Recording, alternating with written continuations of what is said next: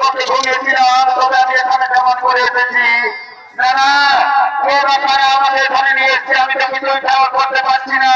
যেমন করে হোক এই সুন্দর রাজপ্রসাদ থেকে পালিয়ে আমি চলে যাবো দ্বারকায়।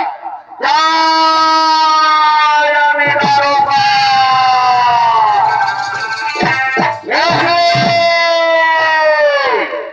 কার গায়ে স্পর্শ লাগলো মোর গায়ে।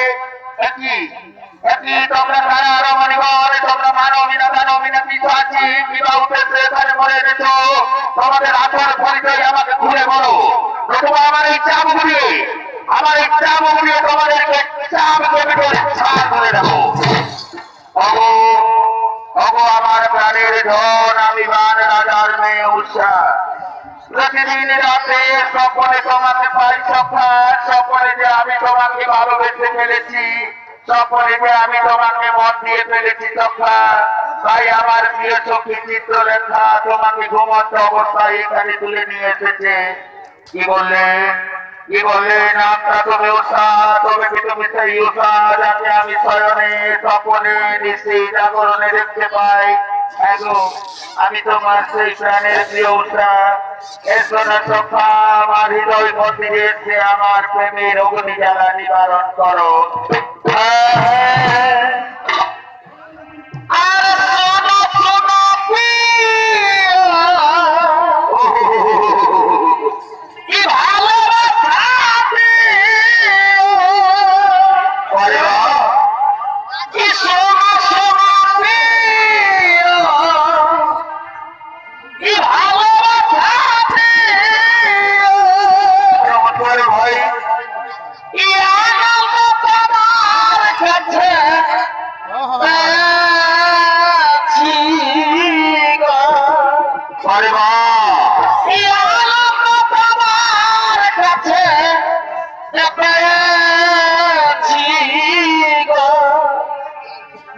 আরে আমি বলি উষা, বলি উষা গো, বলি উষা, কি হয়েছে নাচি? এভাবে কান পাতা চিৎকার করে করে উষা গো বলে কেন ডাকছো নাচি? বলো না কি হয়েছে তোমার? বলি ওই যে বাচ্চা, তুমি অন্তপুরে যার সাথে প্রেমের খেলা খেলছো, বলি সেই পুরুষের কে গো? বলি ওকে নিয়ে তো মাতামাতি কিসের গো? তোমার বয়স হয়েছে বলে তোমার বিরতি ধরেছে। আমার অন্তপুরে পুরুষ ব্যক্তি কেমন করে আসবে রাশি? আমার পিতার অনুমতি ছাড়া একটা মাটি পর্যন্ত এখানে প্রবেশ করতে পারে না, এখানে পুরুষ ব্যক্তি কেমন করে আসবে? বলি না বাচ্চা,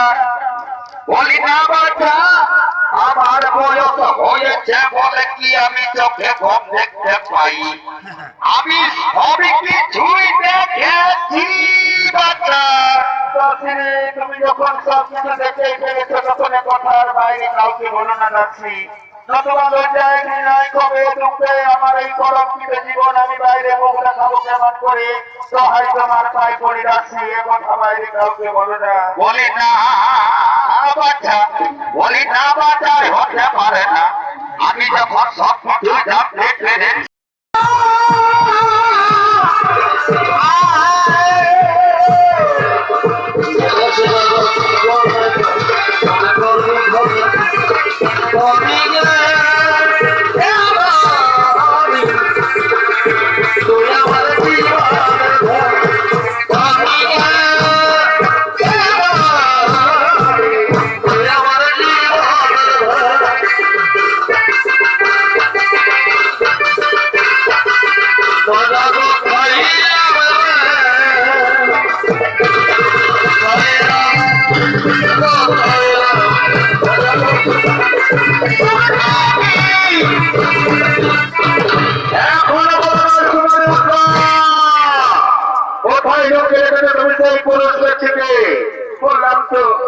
বললাম সেনাপতি আমার সম্পর্কে কোন পুরুষ ব্যক্তি নেই, আমার সম্পর্কে আমি আমার প্রিয় সখী চিত্রলেখার সঙ্গে খেলা করছিলাম।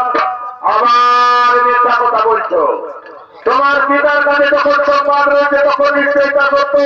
সত্য করে বলো তোমার আমরা তোমার কর্মকে তোমার গোপন জায়গা তন্ন তন্ন করে খুঁজে দেখবো কোথায় লুকিয়ে গেছে তুমি সেই পুরস্কার থেকে না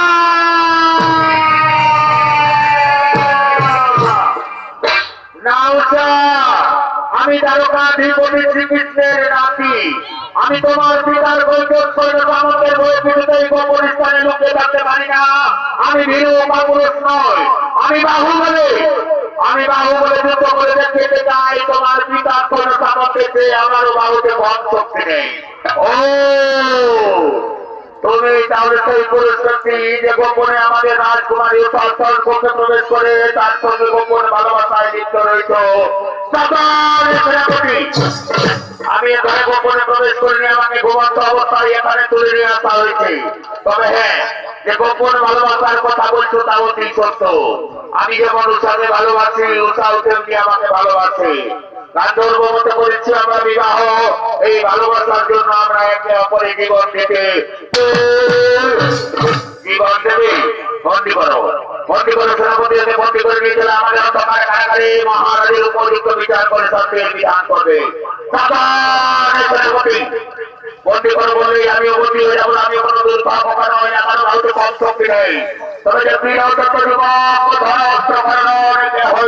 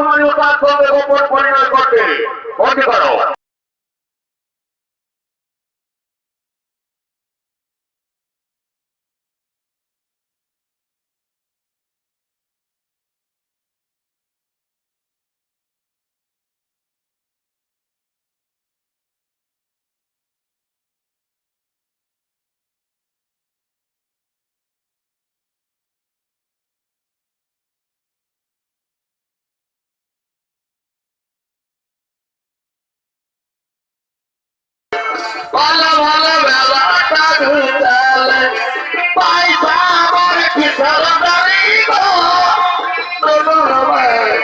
ভালো ভালো ব্যবস্থা ভুলালে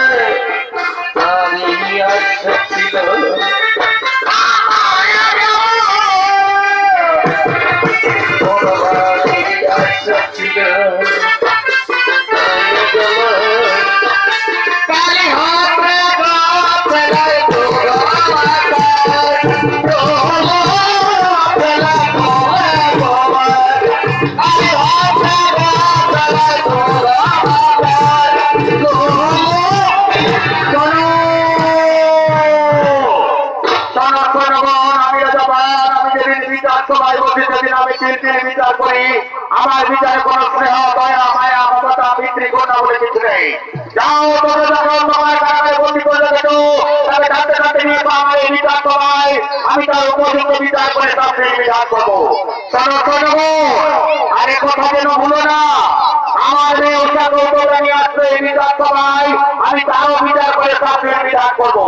ঠিক আছে মহারাজ আমরা চললাম অন্ধকার কারাগার থেকে এক্ষুনি বিজনকে নিয়ে আসছে আপনার এই বিচার সভায় আপনি তাদের উপযুক্ত বিচার করে শাস্তির বিধান করবেন।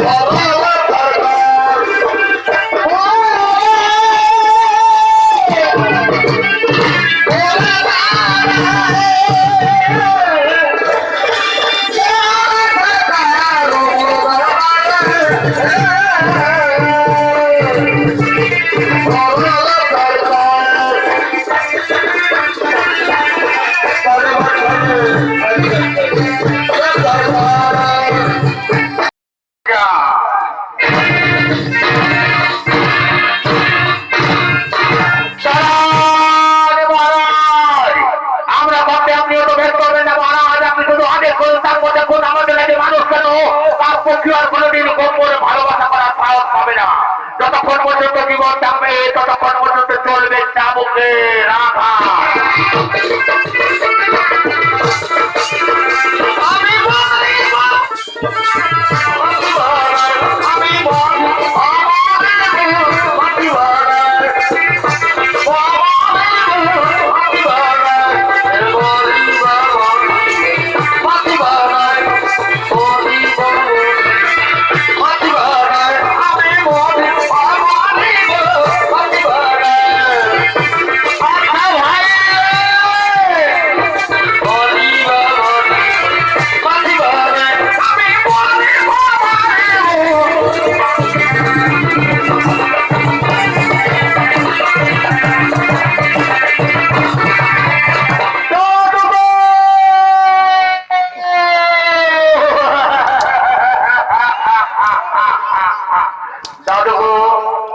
লাইট অপারেটর লাইন যেমন না যায় সন্ধ্যা রকম শর্ট করবে না বাপ। কোথায় রয়েছে দাদু কোথায় রয়েছে দাদু তুমি তো অন্তর্যামী দাদু আজ এক মাস ধরে আমি কোথায় রয়েছি তা কি তোমার জানা নেই দাদু একবার এসে দেখে যাও তোমার প্রাণের প্রিয় নিরুদ্ধের অবস্থা। আর কোথায়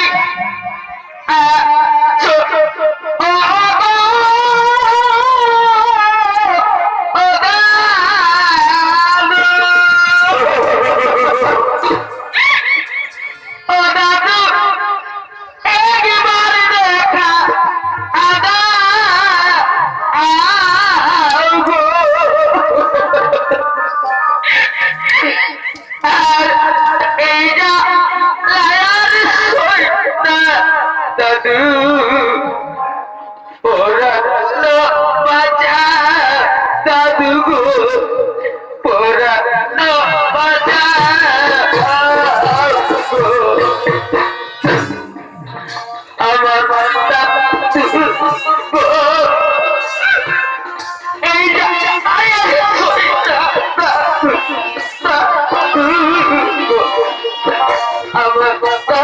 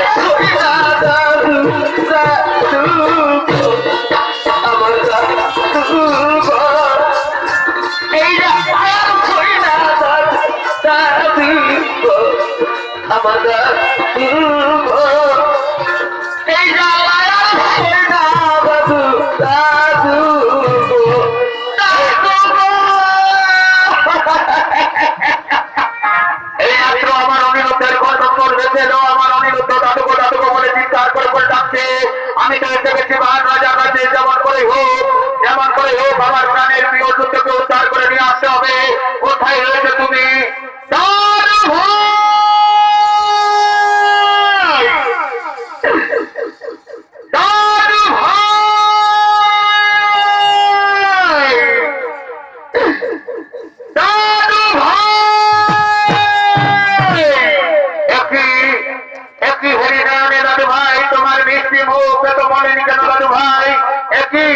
তোমার সর্বাঙ্গ থেকে নদীর জল করে পড়ছে কেন দাদু ভাই? ওঠো ওঠো দাদু ভাই, আমার কোলে এসো।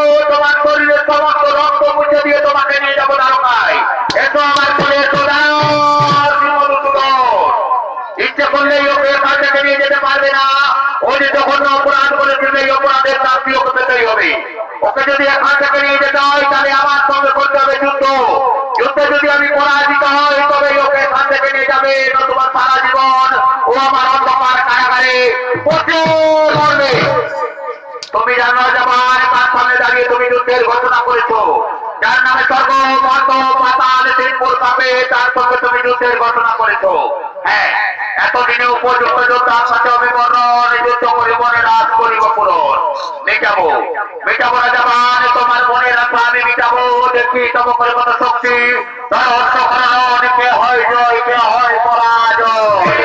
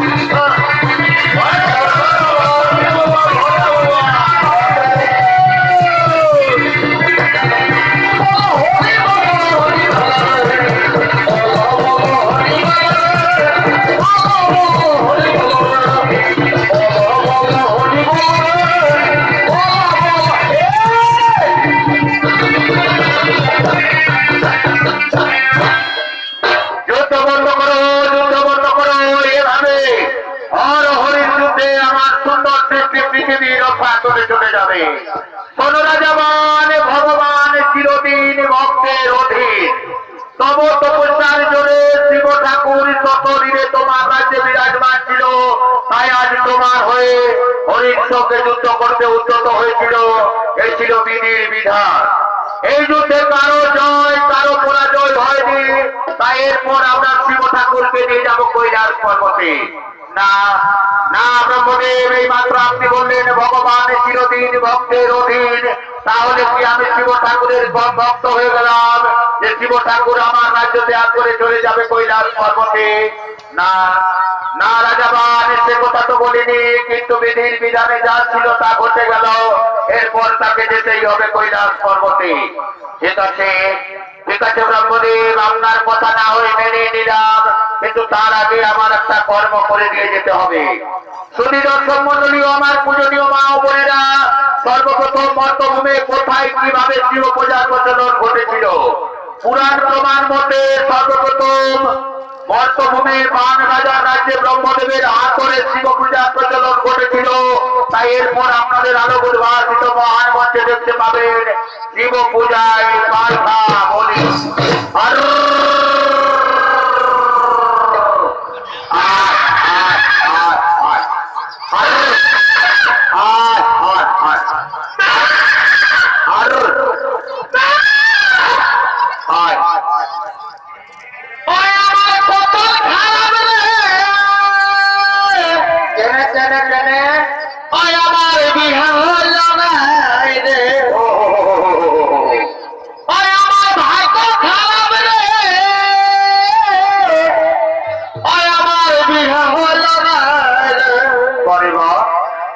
আমি বিহার করিব করিব বলে বুড়াই গেলি।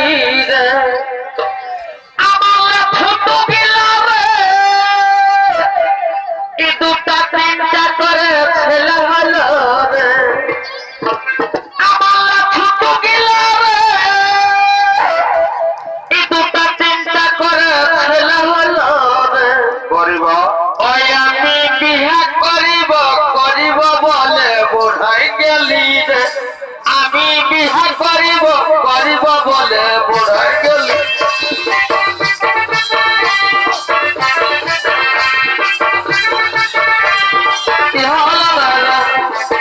করিব বলে বুড়াই গেলি। ইহা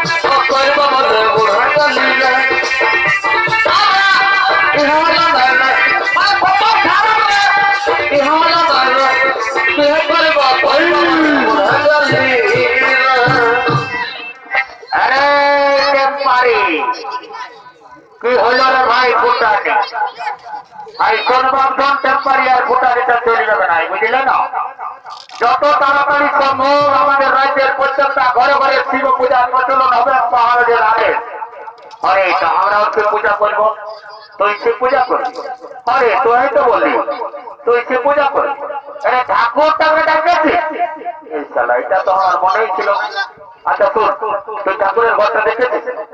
আরে দেখেছি। আচ্ছা দু লোক যাবো তো চট করে যাবো, ফোন করে ঠাকুরটাকে ডাকে নিয়ে যাবো, ফোন করে শিব পূজাটা করে চট করে ঘর চলে যাবো। হ্যাঁ ঠিক আছে বলো ঠাকুর মশাই। জানি না ফলাফল সময় রাস্তা চলা বিপদ আছে। কমিটির মেয়া ছেলেগুলা বসে আছে, সেদিকে ঢোকাই দিল। ও ঠাকুর মশাই, জানিস শালা এখন দেশ জুড়ে চলছে মহিলা কমিটি। কোন রকম যদি বা কোন মহিলার গায়ে মারিয়েছিস ধাক্কা, তো মারি একদম চিরা চেষ্টা বানাই দিল চেষ্টা। এইদিকে শোন, তোর দ্বারা কিচ্ছু হবে না। যে সোজা রাস্তাটাই আনি সেই সোজা রাস্তাটাই যাবো, বুঝলে? পুলিশে দাঁড়িয়ে লোকজন পাবোই, ঠাকুর না ঠাকুর শুধাই নিয়ে আর ঠাকুরের ঘরটা জানে ঠাকুরকে চট করে ডাকে নিয়ে আসবো, পাঁচ করে শিব পূজাটা করে চট করে ঘর চলে যাবো। হ্যাঁ ঠিক বলেছিস। বলো ঠাকুর মশাই। ওই দেখে ব্যাগ না চাইতেই জল। এইদিকে ভাল, এইদিকে এই দেখ আমাদের হ্যান্ডিক্যাপ ঠাকুরটা লেখা, ঠাকুরটা কেমন হ্যাঁ লাগাচ্ছে, হ্যাঁ লাগাচ্ছে, হ্যাঁ লাগাচ্ছে হয়ে আসছে। তো জলদি করে নিয়ে যাবো। চলো না ঠাকুর মশাই। তারা ঘোর করছে উঠেছে বা এরা গুরু পুরুষ কোনো মানবে না, একদম পয়সাটাই ধরে হিড়িটাই টানে নিয়ে চলে। আরে পয়সাকে যদি ছেড়েছে তো বলবো কথা পয়সাকে। বলি ও ঠাকুর মশাই, বলি ও ঠাকুর মশাই। আচ্ছা পেছনে হচ্ছে বটে, আগে দিকে বল, আগে দিকে বলছি কি ঠাকুর মশাই একটা কথা বলবো? বলবো না একটা কথা? হরে বল, বলবো না? হরে বল, রাখবে নাই তো বল। নাই নাই বল বল, বলবো? বল, বলবো না? বলবো না? বলবো না? বলবো না? বলবো না? বলছি বলছি বলছি কি ঠাকুর মশাই রাখবো না? বাবা আমাদের মহারাজের হাতে আমাদের রাজ্যের প্রত্যেকটা ঘরে ঘরে শিব পূজা প্রচলন হবে। তো শিব পূজাটা করে দিবে বাবা। রাজাকারের একটা দরলেকে পাঠা আছে, ওইটা চলাই দিবে আর বলি হবে তখন পাঠাটা নিয়ে ঘর দিকে বুঝে যাবে। ও এই কথাটা বল, তো এটা বললেই হলো তো জানা হয়েছে আর কি করা না। হ্যাঁ রে, তো তোরাও শিব পূজা করবি না? এবার ঠাকুরে কেমন বুঝছে? আমাদের রাজ্যের প্রত্যেকটা ঘরে ঘরে শিব পূজা হবে ঠাকুর মশাই। ও আচ্ছা আচ্ছা আচ্ছা, তো তোরা উপাস করেছিস? উপাস করেছি কখন রে তারা তো মাত্র কমিটি ডাকে নিয়ে গেল জানিস না বাইরে মাছ আর ভাত ঢুকাই দিলি 3 বার লে সালা আমি তো এখন আর কত কাটাই দিয়ে দিলি জানিস না 4 বার হয়ে গেল তো কি করে ঠিক পূজা করলে আই শোন ঠাকুরকে তো বলে দিব ঠাকুর তো দেখতে আসে না বলে দিব উপাস করেছি ঠিকই বলছিস তো বলি ও ঠাকুর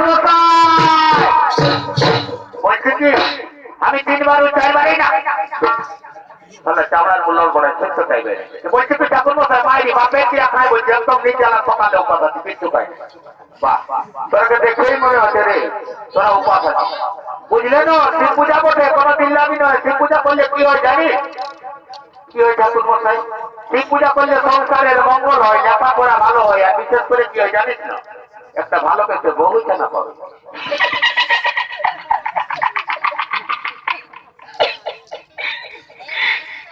মায়ের ঠাকুরে যেটা বললো না সেটা যদি হয়ে যায় তো বৈশাখ মাসে তো ভালোই বটে তোদের মহারাজকে ডাকে নিয়ে ঠাকুরের পাশে বসা বুঝলি না আর আমি যে মন্ত্রগুলো বলবো সেই মন্ত্রগুলো তোরা একসঙ্গে সবাই মিলে বলবি বুঝলি ঠিক আছে ঠিক আছে বলি ও মহারাজ এইদিকে আসুন ঠাকুর মশাই এসে দেখেন এইখানে শিব ঠাকুরের পাশে বসুন হ বাবা তোরাও শিব পূজা করবি বুঝলি না ঠিক আছে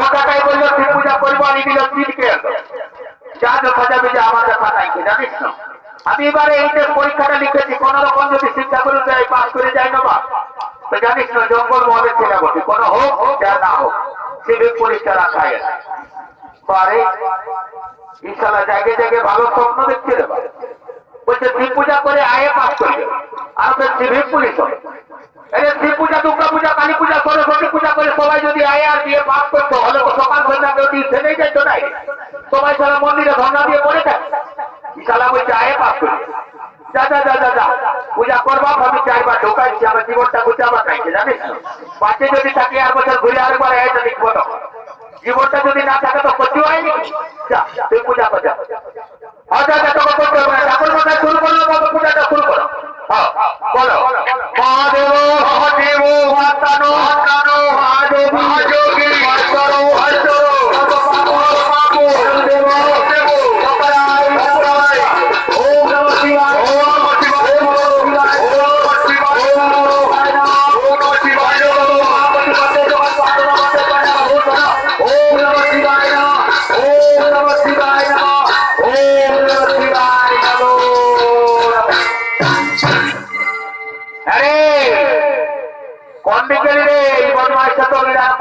জলদি করে পাঠাটা নিয়ে আয় বুঝলেন আমি চলাই দিব বাবা আমার আরে জানিস না 5 দুয়ারের লোক পটিয়া ধরাবো বাকুয়াটি যেতে হবে বাবা বাকুয়াটি একটা জানিস না পূজা আছে বুঝলি জলদি করে নিয়ে যা এ কোন দিক খালি রে পাঠাটা লে শালা এত দূরে কথা খুঁজবি আর করে এ উঠকে পাড়া থেকে দিকে শোন বলছি পাঠাটা কোন দিক খালি বললি শালা এই গোটাটাই বাইরে রাখতে দিলি ছাড়ে এটা চিন্তা করিস না ছাগলটাই আমাকে ভালো করে ছাড়ি দিলা ছাগলটাই তোকে চিনে আরে ভালো করে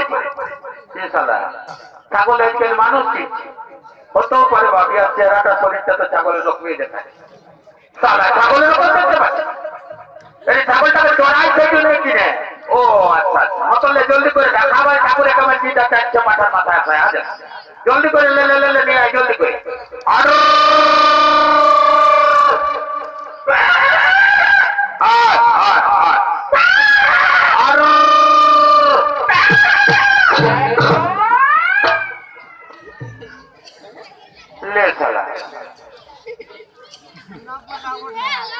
ঠাকুরের পূজা করে ভাইছে পাঠা বলি করবে বলে আর সারা ভোটা করবি গেল রে গেল তো গেলই ঠাকুর ধরছি বলি ওরা ভোটা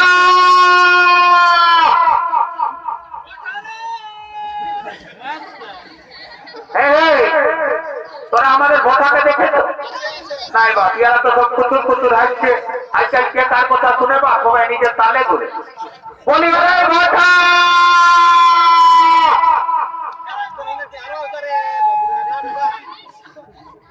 ইশালা বললো 3 বার খাইছে তো কমসে কম পেট খারাপ যদি হইল তো কমসে কম বলে যাবে না লোকের গায়ে থেকে কতদিন জল হয় নাই কোথা জল আছে না নাই কে তখন দেখবে প্যান্ট জামা ধরে বাইরে বলে বুঝছিস তো বুঝছিস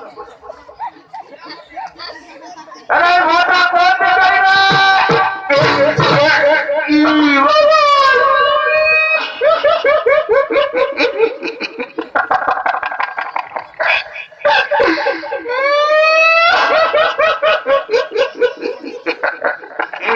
কেমন হয়ে আছে রে বা তুই যে ভাদর মাসের জন্য আই পোকা মিলা রকম ফুল ফুট নাই গেল রে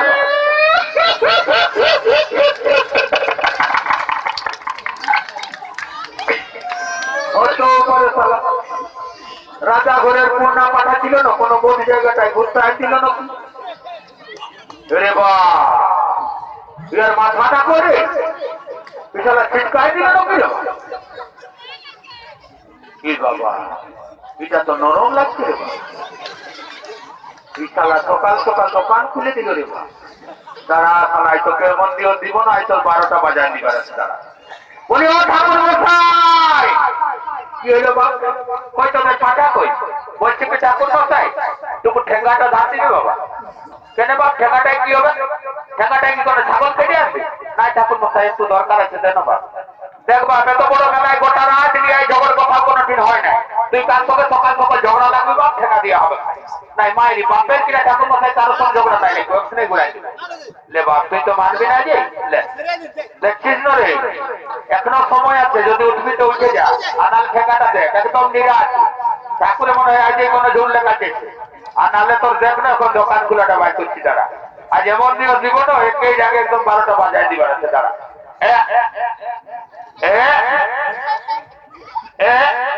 শক্ত করে দিব